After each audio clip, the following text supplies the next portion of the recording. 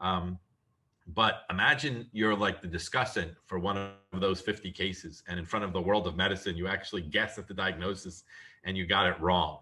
And that happens, right? You're like, I think the patient has amyloid or hypertrophy, and you're wrong in front of like written, because that's how it works. You write down your answers.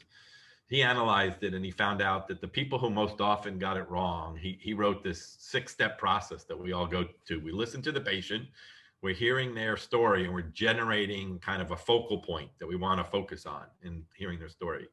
It could be shortness of breath, it could be palpitation, something that you think you want to generate your differential off of.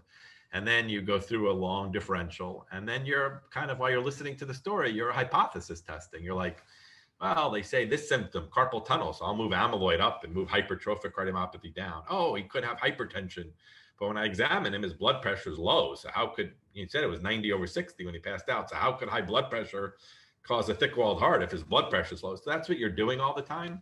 But he basically, back to the point I was making before, he said the people who got it wrong were the people who didn't come up with the long enough lists.